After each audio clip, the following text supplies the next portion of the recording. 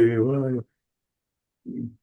ओम नमो भगवते वासुदेवाय नारायणं नमस्कृत्यं नरं चैव नरोत्तमं देवीं सरस्वतीं व्यासं ततो जयमुदीरयेत् नष्टप्रायेषु भद्रेषु नित्यं भागवत सेवया भगवति उत्तम श्लोके भक्तिर्भवति नैष्टिकी.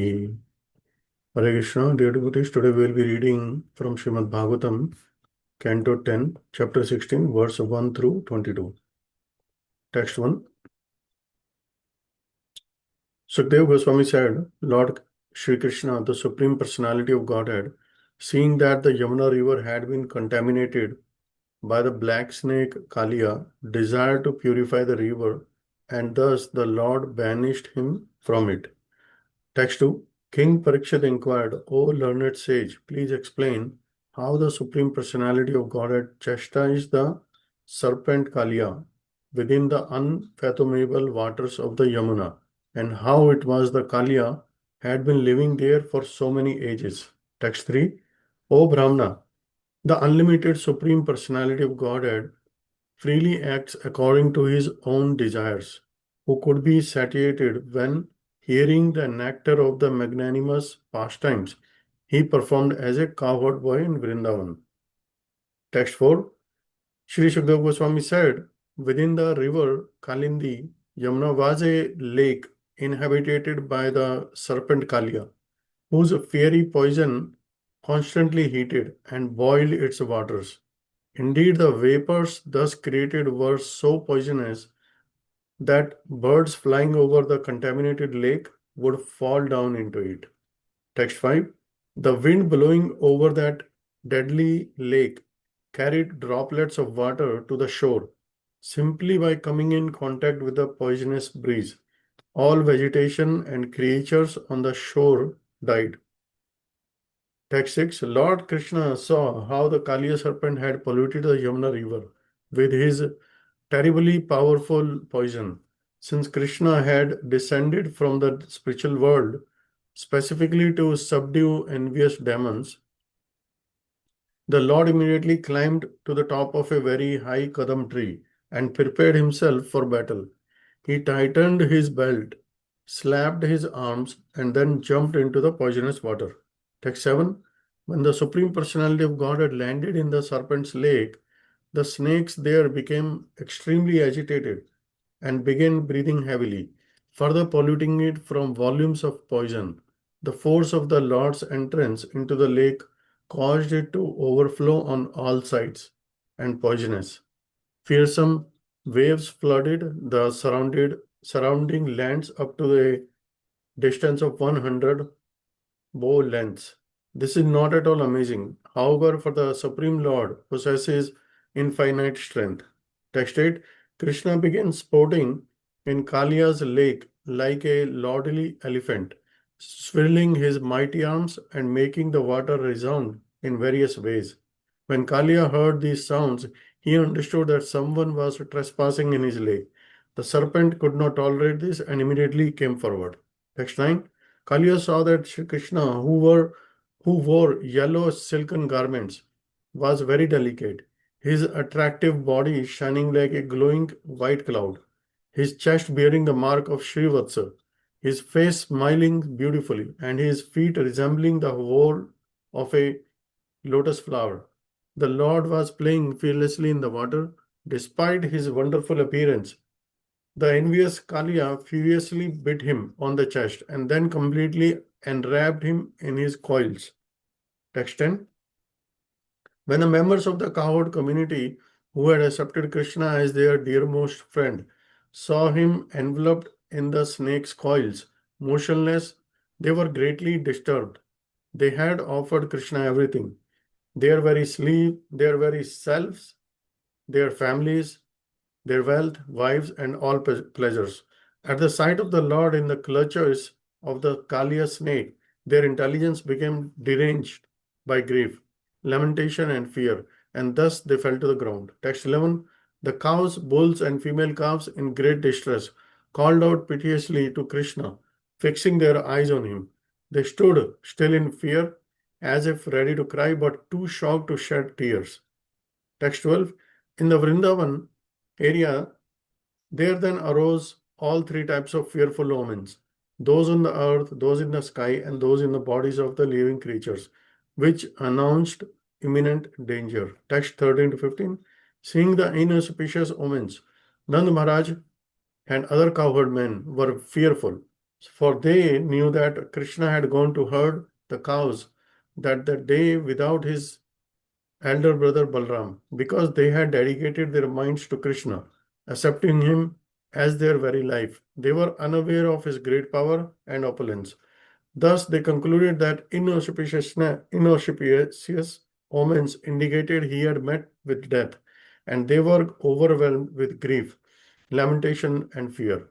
All the inhabitants of Vrindavan, including the children, women, and elderly persons, thought of Krishna just as a cow thinks of her helpless young calf. And thus, these poor, suffering people rushed out of the village, intent upon finding him. Text 16. The Supreme Lord Balram, the master of all transcendental knowledge, smiled and said nothing when he saw the residents of Vrindavan in such distress, since he understood the extraordinary power of his younger brother. Text 17. The residents hurried toward the banks of the Yamuna in search of their dearmost Krishna, following the path marked by his footprints, which bore the unique signs of the personality of Godhead. Text 18. The footprints of Lord Krishna, the master of the entire cowherd community, were marked with a lotus flower, barleycorn, elephant, gourd, thunderbolt, and flag. My dear King Parikshit, seeing his footprints on the path among the cow's hoofprints, the residents of Vrindavan rushed along in great haste. Text 19. As they hurried along the path to the bank of the Yamuna river, they saw from a distance that Krishna was in a lake, motionless within the coils of the black serpent. They further saw that the cowherd boys had fallen unconscious and that the animals were standing on all sides, crying out for Krishna. Seeing all this, the residents of the Vrindavan were overwhelmed with anguish and confusion. Text 20. When the young gopis, whose minds were constantly attached to Krishna, the unlimited Supreme Lord, saw that he was now within the grips of the serpent, they remembered his loving friendship, his smiling glances, and his talks with them. Burning with great sorrow, they saw the entire universe as void. Text 21.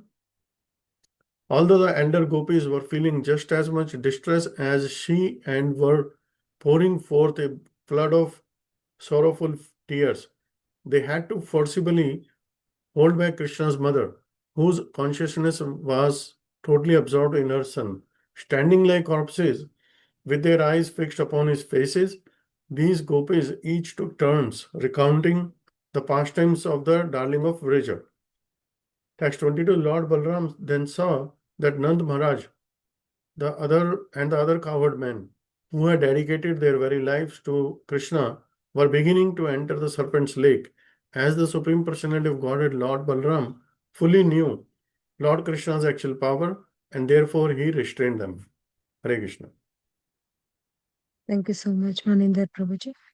Hare Krishna Krishna Venudas Prabhuji, please accept our humble obeisances. All goes to Srila Prabhupada and Guru Maharaj. Prabhuji, please take over the call. Prabhuji, Hare Krishna. Hare Krishna. Thank you, Radharani Mataji, for coordinating this call. And thank you, Manidhar Prabhu, for reading today's Bhagavatam slokas. And thank you all for joining. And today we are reading from Srimad Bhagavatam, 10th Canto, 16th chapter. Krishna chastises the serpent Kaliya, from slokas 1 to 22. And thank you for giving this opportunity to share a few points from Srila Prabhupada's humble disciples' purports for my own purification. So I will start with prayers. Om Ajnanatimirandasya Gnananjanasalakaya Chakshurunmilitam Yena Tasmai Sri Gurave Namaha. Namo Vishnupadaya Krishna Preshtaya Bhutale Srimate Bhaktivedanta Swaminiti Namane. Namaste Saraswate Deve Gauravani Pracharine Nirvishesha Sunyavadi Paschatadeshatarani. Jai Sri Krishna Chaitanya Prabhu Nityananda Shri Advaita Gadadara Shivasadi Gaura Bhaktarunda. Hare Krishna, Krishna Krishna, Hare Hare, Hare Rama, Rama Rama, Hare Hare. Thank you all. So we are in the section of Supreme Lord Krishna's beautiful, wonderful Vrindavan pastimes. So in the last chapter, we saw how Krishna, along with Lord Balarama, so they killed, of course, liberated Denkasura. Balarama killed Denkasura, and Krishna and Balarama both killed many of his donkey friends. So with that, all the residents of Vrindavana had access to the Talavan and the fruits of the Tala trees. And in the last section of the yesterday's uh, session, we saw how Krishna also saved the young cow herds from Kalia's poison. So the Kalia's pastime was introduced in the last chapter. So we'll go through the in this chapter about how Krishna chastised Kalia and how he showed his mercy to Kalia in response to the prayers that were offered by Nagapatnis. So I'll go through the slokas 1 to 22. So in the first sloka, we see that Sukadeva Goswami is saying that Krishna, seeing the Yamuna river contaminated by Kalia, and then he had a desire to purify the river, and also he banished Kalia from Yamuna river. So we see that Krishna had a desire to purify this Yamuna water, Vishuddham Anvicham. So Vishuddham means purification, because it is contaminated by the Kalia's poison.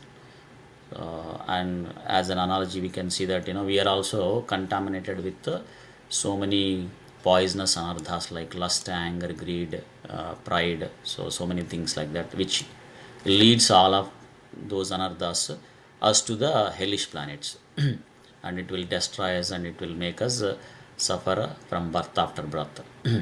So if we also want to be purified, as we see, two things has to be done. So Krishna jumped into the river and gave the touch to this particular tract of Yamuna river, and then he banished it.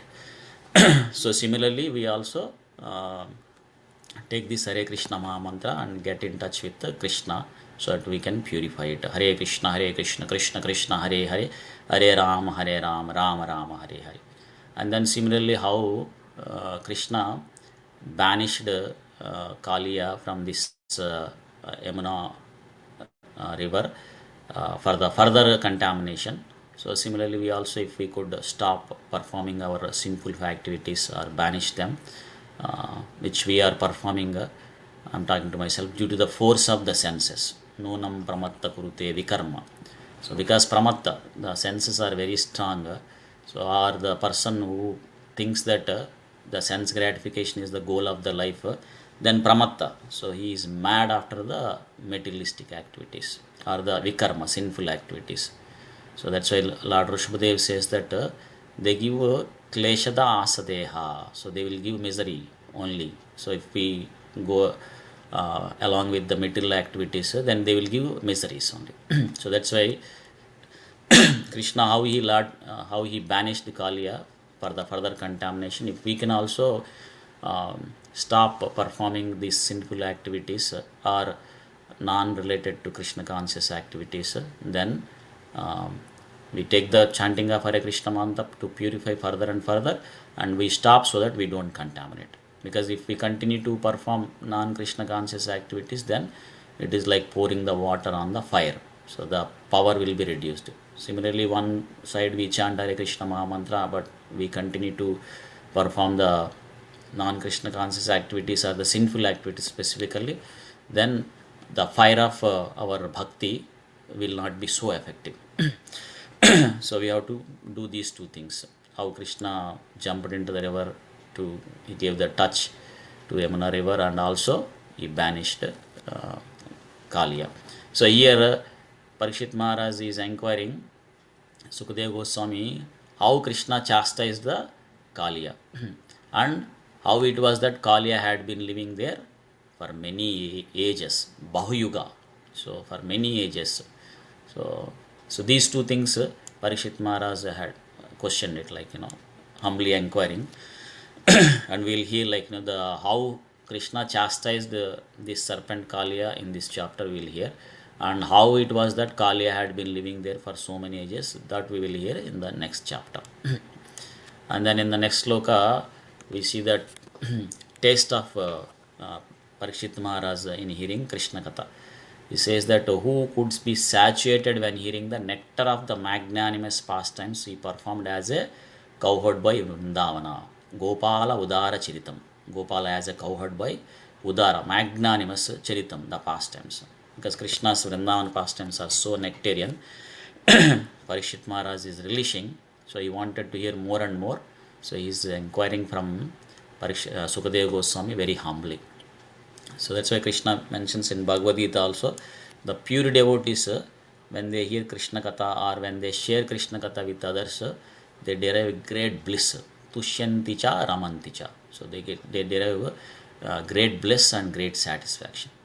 That's why we see our Acharyas, Sri Rupa Goswami says that if he could somehow get millions of years and millions of tongues, then he could experience great bliss and satisfaction while chanting this Hare Krishna Mahamantra. Hare Krishna, Krishna Krishna, Hare Hare, Hare Rama, Rama Rama, Hare Hare. Because they are very pure devotees, so they don't have any material contamination. They could experience that nectarian pastimes of Krishna, or the nectar of the chanting of Hare Krishna Mahamantra. But a conditioned living entity like this, like me, who has a high material fever, so initially I may not feel the taste for Krishna Katha or chanting of Hare Krishna Mahamantra like a jaundice person. So when a jaundice person takes the sugarcane juice, though it is very sweet, he will not feel that taste, that sweetness. But the cure is to continue to drink that sugarcane juice. So then the jaundice will slowly go away. So similarly, even though currently I don't feel taste of Krishna Katha or chanting of Hare Krishna Mahamantra, but if I continue to chant this Hare Krishna Mahamantra and listen Krishna Katha, then slowly my high material fever will reduce and will experience the taste of Krishna Katha, or the nectarian chanting of Hare Krishna Mahamantra. So by the request of Parikshit Maharaj, Sukadeva Goswami started narrating how Krishna chastised Kaliya. So that pastime, very beautiful. So Sukadeva Goswami is saying that this Kaliya, in the Yamuna river, there is a lake inhabited by the serpent Kaliya. And this Kaliya, what is doing? Constantly producing the fiery poison. So due to that, what happens is this water becomes so poisonous, so any bird flying over that contaminated lake, it will fall down and then it will die. And in the purport, the humble disciple of Srila Prabhupada, they mention that so this lake is separated from the main river of the Yamuna river. So the Yamuna river is flowing in one direction, but there is a little part of that Yamuna river in Vrindavana is separated, is flowing in a different direction. In that lake, this Kaliya was staying. And that lake, because Kaliya was staying and producing a lot of poison, so that part of the lake became very poisonous. Because if it stays in the main flow of the Yamuna river, then wherever it is staying, from that rest of the Yamuna river would be poisonous only. So then whichever the cities that are next to that Yamuna river will, when they drink this poisonous water, they will also have problems like Madura or any other cities. But here we see that those cities are not impacted. It's only Vrindavana, a part of it, that Yamuna river was impacted. So in the next sloka we see that the wind blowing over that deadly lake carried droplets of water to the shore, and simply by coming in contact with this poisonous breeze, even all vegetation and creatures on the shore died. And in the purport, quoting Sedra Swami's commentary, it says that this lake is not a very small lake. It's 8 miles across at some point. So it's very wide. And even the demigods cannot cross over this because the water is very deep and approaching the lake is very difficult because on the shores there were many holes where the serpents were living, and the fog generated by this uh, Kalia and its friends were so poisonous, and for a distance of 8 miles of this lake, the atmosphere was so unpleasant. And also, uh, quoting Srila Sanatan Goswami's commentary on this, saying that this Kalia and their friends, they had this mystical science of Jalastamba. So, using the water, they make solid items, and with that, they built a big city in this lake and where they are living. So, this is the art of knowing this knowledge, Jalastamba. So, in the next sloka, we see that Lord Krishna saw how the Kaliya serpent is polluting the Yamuna river with his terrible, powerful poison. And we see that Krishna is specifically descended from spiritual world for what purpose? To subdue the envious demons. Krishna also mentions in Bhagavad Gita, Paritranaya sadhunam vinashaya cha dushkrutanam, to annihilate the demons and protect the devotees. And dharma samsthapanardaya sambhavami yuge yuge. So already we saw that so many wonderful pastimes of Krishna where he killed or liberated many demons like Putana, Sakatasura, Aghasura. In the last section we heard how they killed Dhenukasura. So now he desired to purify Kaliya. So and then what Lord did? So he climbed up to the top of very high Kadamba tree. I heard this Kadamba tree is still alive, even though it was more than 5,000 years, because it has a touch of Supreme Lord Krishna. So that's why it is still alive compared to any other tree there.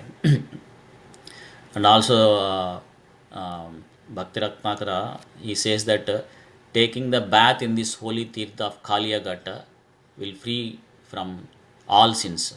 So this is another benediction, like Krishna performing all these wonderful pastime. Wherever he performed, they are holy dhams. So when one visits, so they will get immense benefit. So then he tightened his belt, slapped his arms, and jumped into the river. And in the purport, it is mentioned that not only he tightened his belt, but he also tied back the locks of his hair. So just preparing to do a battle with Kaliya. And in the next sloka, see the Supreme Lord landed in the serpent's lake, and what happened? The snakes became extremely agitated. Then they began breathing heavily and polluting more with volumes of poison. And also the force of Lord entrance is mentioned here. It caused overflow on all sides. How much it is? A distance of 100 bow lengths. Just Lord jumping into the river caused that much overflow. And of course, this is not at all amazing, because Krishna has a infinite strength. Ananta Balasya. So he has a immeasurable strength. Of course, we hear from Vishnu Purana also, like Krishna possesses all 6 appearances in complete. So one of them is the strength, Virya. So Viryasya. In the next sloka, we hear that so Krishna began sporting in Kaliya's lake and swirling his mighty arms and making the water resound in various ways. And Kaliya heard these sounds, and then he understood that someone is trespassing. Of course, how in America trespassing is not very encouraged. So similarly, looks like Kaliya also doesn't like trespassing. So that's why the serpent could not tolerate this and immediately came forward. And in the purport it is mentioned that so Lord Krishna, so while swimming, so he is making with his swim is creating these wonderful musical sounds just by splashing itself.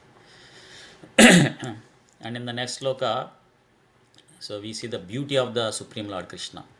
So he is wearing the yellow silken garments, Pita Vasanam, and he was very delicate, Sukumara. And he has an attractive body, and he is just bearing the mark of Srivatsa, and his face is smiling beautifully, smita sundarasyam. So very beautiful body descriptions are mentioned here, and he was playing fearlessly, and despite his wonderful appearance, the envious Kalia furiously beat him. So this is the condition of a materialistic person, conditioned by this, influenced by three modes. So they don't get the taste of Krishna Katha or chanting of Hare Krishna Mahamantra. Of course, we continue to do that by some or other, by push, then we'll slowly experience the taste. But here, the envious Kalia, so though Krishna is very beautiful, but still it went and bit him on the chest and completely enwrapped him in coils. Then there were some members of cowherd community, cowherd boys and cowherd men, so who were there and who accepted Krishna as their dearmost friends, which means that they are great devotees of Supreme Lord Krishna. But when they saw Krishna enveloped in the snake's coils, motionless, then they became disturbed. And what happened? Seeing like that, so their intelligence became deranged by grief, lamentation, and fear, and they fell to the ground. So in the next sloka, two slokas, we see that how the cows, bulls, and female calves, so they are all in distress by seeing Krishna in that situation, and they called out Krishna. And fixing their eyes on him, they stood still in fear, and they are very too shocked, even to shed tears. See, we see that the intense love for Krishna by the inhabitants of the Vrindavana. And then they see that there are three types of fearful omens in Vrindavana. So those on the earth, those in the sky, those in the bodies of living creatures. In the purport, it is mentioned, quoting Sridhar Swami's commentary. So the omens, the inauspicious, these omens on the earth is, they saw that in the form of disturbing tremors. And in the sky, the meters were falling. And in the bodies of the living entities on the earth is like shivering the body, or the left eye is quivering. So, and other parts of the body also shivering or quivering like that. So these are all indications that there is it is inauspicious, and there is it also indicates there is a great danger or some problem coming, or some problem is already happening like that. In the next three slokas, we see that seeing these inauspicious omens, so Nanda Maharaj and other cowherd men, they are very fearful. So I heard that any fear that is connected to Krishna consciousness is good fear. So like in this case, the residents of Vrindavana are fearful. Bhaya udvignaha, they agitated by fear, because they thought that they will lose Krishna. So similarly, we should also be fearful about the, if one is initiated, so whatever the vows they've given are committed to Guru, like chanting of Hare Krishna Maha Mantra 16 rounds and following 4 regulative principles. So we should also be very fearful. Of course, not to be discouraged, but this is this fear is to be cautious, so that we can be cautious and we can perform this sadhana with a strong determination. Because I heard one time Prabhupada also mentioned that his disciples were not very fearful about the Maya, which is not very good, because Mama Maya Adurtaya, Maya is very strong. So we have to be fearful, at the same time not discouraged, and at the same time that fear should help us to be cautious, so that we can practice our bhakti with strong determination. It should help us to progress in the path of bhakti. So that is a good fear. So here also the residents of Vrindavana, they were fearful because they lose Krishna's association. And also at that day, what happened is Krishna went to take care of the cows without his elder brother Balarama, because that day Balarama's birthday.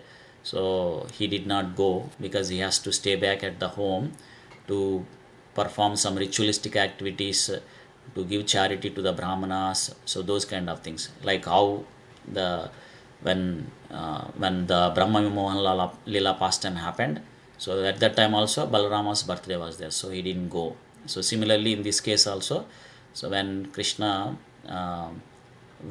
performed this pastime of chastising Kaliya, so Balarama was not there. So so because they have intense love, so seeing these inauspicious moments, they thought that Krishna probably met with death. So they are overwhelmed with grief, lamentation, and then they rushed out of the village. For what purpose? Intent upon finding him. So then we see that Lord Balarama, so he smiled and he said nothing because he understood the extraordinary power of his younger brother. And in the purport also, it is mentioned that Lord Balarama is non-different from Krishna, so because he is a plenary expansion. So it's the same absolute truth, but in different forms. So quoting Srila Vishwanath Chakravarti Thakur, Balarama smiled here. The reason to smile is, so he's saying, he's thinking, so Krishna is playing on this ordinary simple snake named Kaliya, is performing, is playing on the hoods of this simple snake Kaliya, but he never played on me when I am in the form of Seshnaga. So he is smiling like that. And also it is mentioned that because all the devotees, the residents of Vrindavana, they had intense love, so they were very distressed. They are in distress.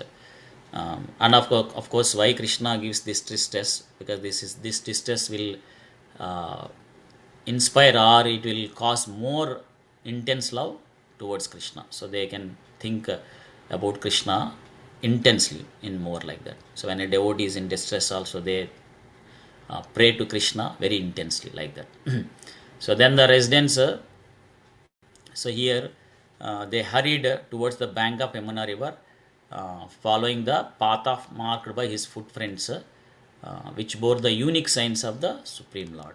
So we will also see some of the unique signs in the next sloka also. Like so they were marked with lotus flower, barley, corn, elephant goat, like that. And then seeing his footprints on the path among the cow's hoofprints, the residents of Vrindavana rushed along in a great haste. And in the purport, quoting Srila Sanatana Goswami, it's mentioned that how come Krishna probably went to this Yamuna river where Kaliya is there a while back. So how come his footprints are still stayed intact? Because afterwards there could be so many people walking, so many cows or calves or animals might be walking, so that those footprints should have been messed up. But here Sanatana Goswami's commentary saying that the inhabitants of Vrindavana, they had great love for Krishna. So when they see Krishna's footprints, they don't mess up. So they don't step on that. So they walk next to that. So they want to preserve these footprints very nicely.